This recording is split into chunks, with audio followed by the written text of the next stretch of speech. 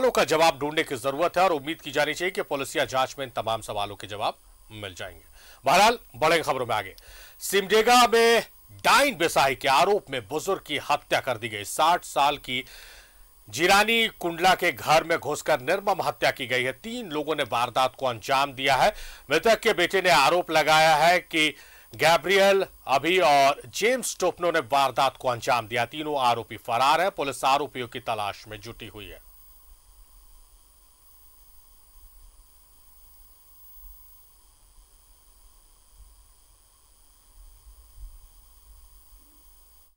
एक बजे आए तो लोग दरवाजा को लात मार के तोड़ दिया और अंदर से माँ बाप ठेल रहा है, इधर से 3 आदमी लात रहा है तो नहीं संभाल पाया, लात में घुस के बाबा को मारा। या कोई लोहा वहाँ से मारा, वो गिर गया। लास्ट में दोनों को घसीट के ले गया तो माँ को आगे ले गया, बाबा पीछे रह गया तो बाबा अपना जान बचाने के लिए लास्ट में भाग गया। माँ को वो लोग जान से मार दिया।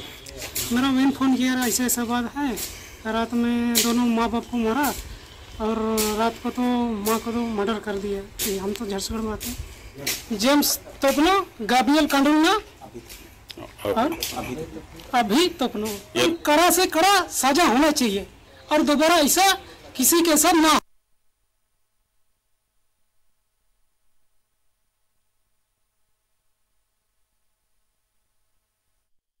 आरोप में हत्या कर दी गई है, निर्मम हत्या की गई है। घर में घुसकर एक बुजुर्ग की हत्या कर दी गई है। और जब ऐसे वारदात तो होते हैं झारखंड के अलग अलग जिलों में, और उसके बाद जब पुलिसिया जांच होती है तो अब एक दूसरी कहानी निकलकर सामने आती है। संपत्ति हड़पने का विवाद होता है या फिर किसी विधवा पर बुरी नजर किसी गांव के शख्स की होती है और उसे बदनाम करने की कोशिश की जाती है और उसके बाद फिर इस तरह की वारदात को अंजाम दिया जाता है। तमाम गांव वालों के सामने एक झूठी कहानी लिखी जाती है, उन्हें सुनाई जाती है, साजिश रची जाती है और देर रात उस के घर पर हमला बोला जाता है और एक अकेले शख्स की या महिला की हत्या कर दी जाती है।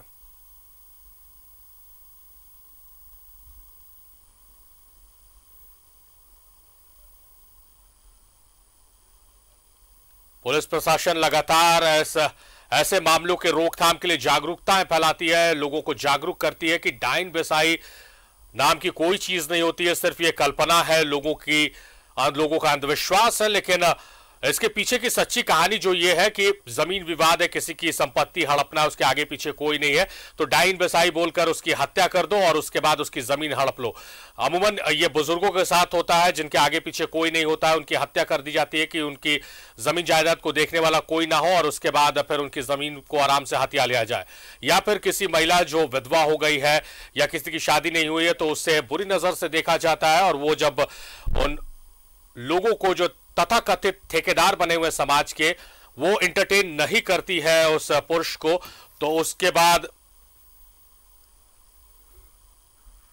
ऐसी कहानी को रचा जाता है और उसके बाद उसकी हत्या कर दी जाती है और इस हत्या में पूरा गांव उसकी झूठी कहानियों में संलिप्त हो जाता है और कहीं ना कहीं इस पाप का भागीदारी बन जाता है। आशीष हमारे सहयोगी हमारे साथ फोन लाइन पर मौजूद है, आशीष का रुख करते हैं। आशीष, ये कहीं ना कहीं चिंता बढ़ाने वाली ऐसी खबरें जब भी आती हैं और आप जैसे संवाददाताओं के साथ हमारी चर्चा होती है तो कहीं ना कहीं चिंतित हो जाता है मन की। अभी भी जब हम 21वीं सदी में 4G से 5G में जाने की बात कर रहे हैं और तब भी ऐसा अंधविश्वास, पूरा गांव एक हो जाता है ऐसी झूठी कहानियों के पीछे।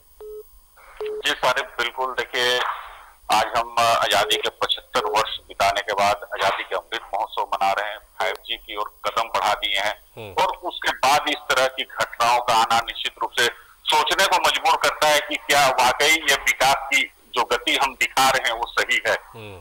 इस तरह की वारदात आपको बताया सारी की सिमडेगा जैसे आदिवासी बहुल क्षेत्र में अक्सर देखने को मिलती है, जहाँ लोग जमीन की लालच में, चाहे और किसी लालच में, डाइन के नाम पर, अंधविश्वास के नाम पर किसी को मारने तक से नहीं चुकते हैं।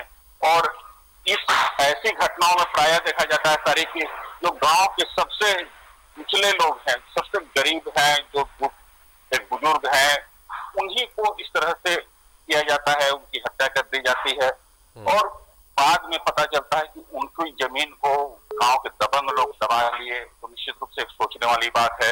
इस ओर एक कड़ा रुख अपनाना होगा प्रशासन को, सरकार को, ताकि ऐसी जो घटनाएं होती हैं इस पर अंकुश लगाया जा सके और जो गरीब हैं वे भी खुलकर जी सके और अपनी पूरी जिंदगी वो जीवन हंसते हुए बिता सके। सारी इस पर्टिकुलर घटना की अगर बात की जाए आशीष, तो पुलिसिया कार्रवाई क्या कुछ हो रही, क्या कुछ आप देख पा रहे हैं? क्या पुलिस ने किसी को शक के आधार पर हिरासत में लिया है? क्योंकि नाम तो प्रकाश में आ गया है, जो पीड़ित पक्ष है उन्होंने 3-4 नाम भी लिए हैं पुलिस के सामने। इस संदर्भ में पुलिस से हमारी बात हुई, अभी 1 घंटे पहले बात हुई। पुलिस अभी खुलकर नहीं बता रही, लेकिन हमारे जो सूत्र हैं उनका कहना है कि जो 3 आरोपी हैं, तीनों आरोपी को पुलिस गिरफ्तार करके अभी पूछताछ कर रही, तभी खुलासा हो पाएगा कि आखिर ये हत्या के पीछे वाकई ये जो आरोप लगा रहे हैं वो सही था या फिर और कोई बात थी। इस सारे मामले का खुलासा हो सकता है पुलिस कल करेगी, उसके बाद ही क्लियर होगा कि हत्या का असली कारण क्या था। सारे ऐसे हमारे जो सूत्र हैं उनका कहना है कि तीनों आरोपी की गिरफ्तारी हो चुकी है। सारी चलिए, आशीष गिरफ्तारी हो चुकी है और इनके खिलाफ इतना साक्ष्य पुलिस को पेश करना चाहिए अदालत में कि इन्हें कड़ी से कड़ी सजा हो सके और एक नजीर पेश करे ये घटना। बहुत शुक्रिया आशीष आपका, आप फॉलो करते रहिए इस घटना को, हम आपसे अपडेट्स लेते रहेंगे। बहुत शुक्रिया आपका।